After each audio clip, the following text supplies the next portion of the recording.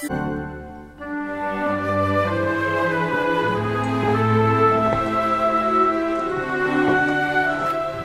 Rhetoric of Romeo. Today I am Judge Olivia, and I'm going to be on this episode of Disney Court talking about the Disney Princess effect. Okay, so just yesterday we talked about the Disney Princess effect, which we'll define later when we go through our recap.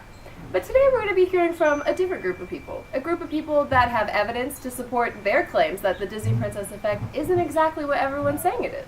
Before we go any further, I just wanted to add in, as you can tell by my apparel, I am quite a fan of the Disney Princess. And upon my initial research, I found out that most of the conversation surrounding the Disney princesses was negative, and I thought, I want to look more into that. I want to look up the potential implications of these discussions that are going on, and just really get another side of things. So, enough from me. Let's look at our recap from yesterday's day in Princess Court. So, as I stated, we're going to look at the claims of the people who provided their evidence and opinions supporting the Disney Princess effect, which, speaking of, let's go ahead and define that very phrase. So, for the purposes of this argument, the concept deemed the Disney Princess effect has come to encompass the effects of princess culture in general and stems from the notion that princesses are reinforcing gender stereotypes, unattainable beauty standards, and unhealthy body images which are negative for young girls in this day and age. Hard evidence for this argument comes from a study conducted in 2016 at Brigham Young University. In this longitudinal study, it was proven that exposure to princess culture was associated with higher levels of female gender stereotypical behavior, which is not something that we're okay with. In addition, further evidence and support for the Disney Princess effect has found itself solidified in books like Cinderella Ate My Daughter, written by concerned mother Peggy Orenstein, who makes the strong claim that princesses like Cinderella herself permanently changed the character of her daughter.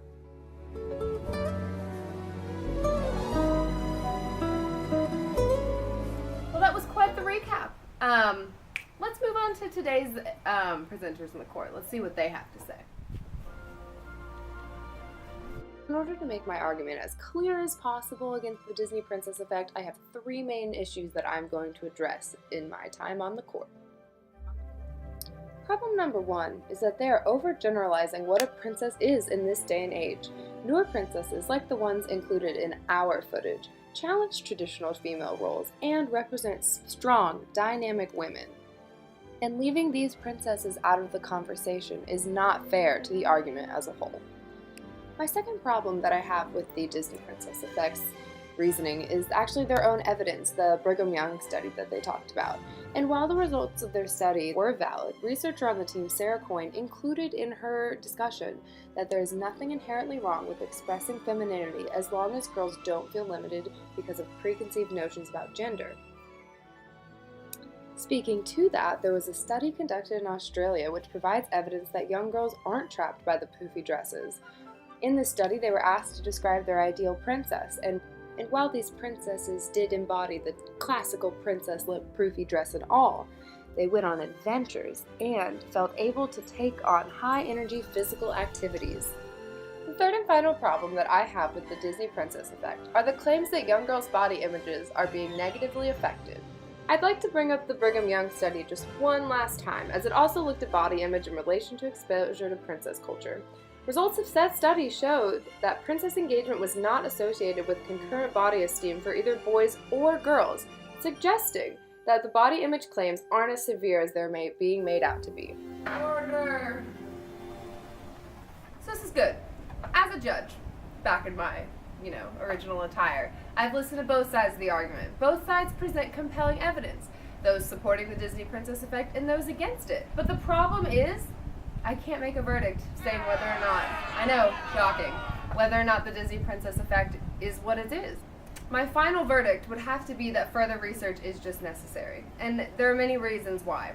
As a judge, I'm able to bring in my own research and my own evidence for things, and there was a study conducted in 2017 that looked at children's perceptions of gender stereotypes. And it was actually the older children that said that princesses were more for girls and superheroes were more for boys than the younger group of children.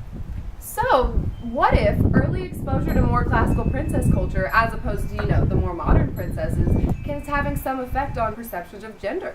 That's like one of the possibilities of something that further research could definitely give us answers to. It happened again. Ultimately, though, guys, what I would like to say is that we need to look into this discussion more, because it is important for the young girls. And if that affects them later in life, we need to know that information to fully judge whether or not the Disney princesses are A, B, or somewhere in the middle of all of this. See you next time in Disney Court.